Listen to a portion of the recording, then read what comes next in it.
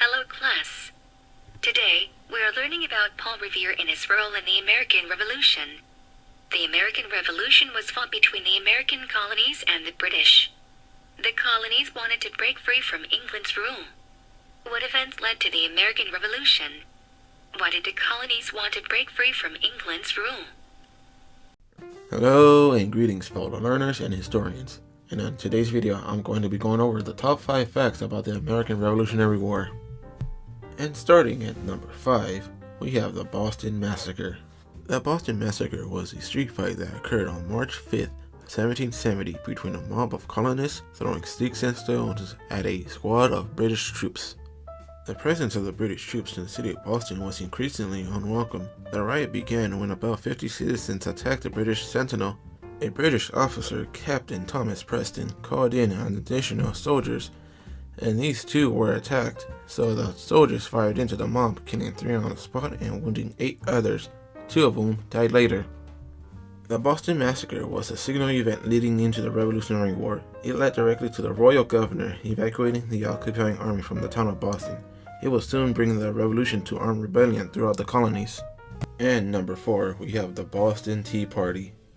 The Boston Tea Party was a political protest that occurred on December 16, 1773 at Griffin's Wharf in Boston, Massachusetts.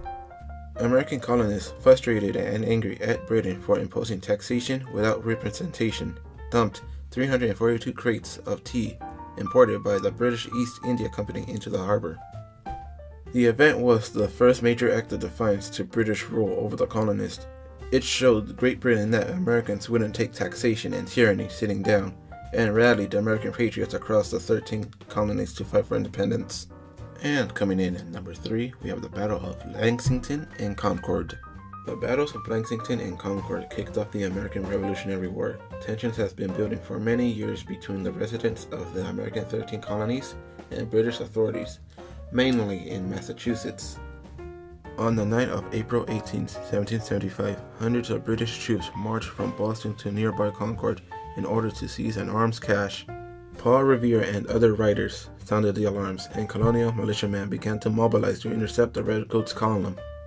A confrontation on the Lexington town green started off the fighting, and soon the British were hastily retreating under intense fire.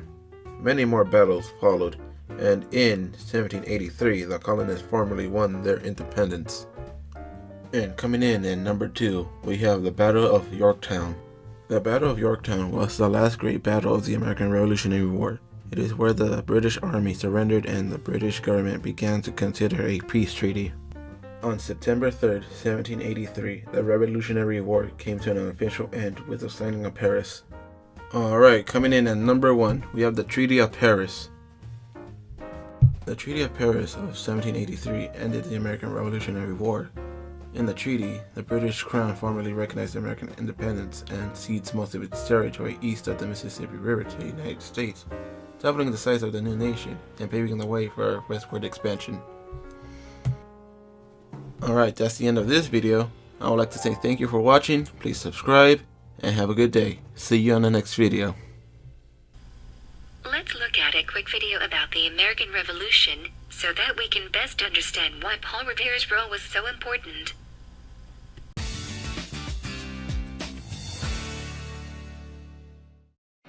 In 1775, Paul Revere rode his horse to Lexington to warn the Minutemen that the British were coming.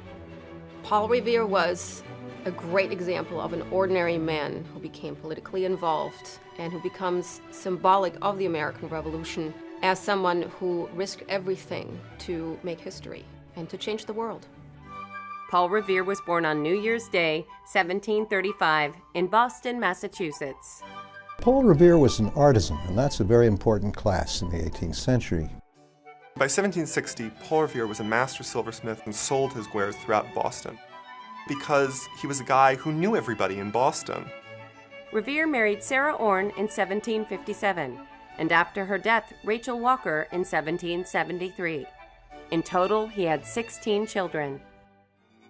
Now that we know more facts about the American Revolution, we can discuss and understand the importance of Paul Revere's role in the war. So, what do we know about Paul Revere already?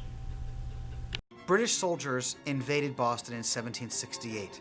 One of Paul Revere's first known political acts was to do an engraving showing the Boston Massacre in what became one of the most famous images of the American Revolution. And because of this etching, there was massive support for the Patriot cause. It was a propaganda piece. Paul Revere was also one of the leaders of the Boston Tea Party. On December 16, 1773, a number of colonists disguised themselves, mounted the ships, and dumped the tea into Boston Harbor, an event that we now call the Boston Tea Party.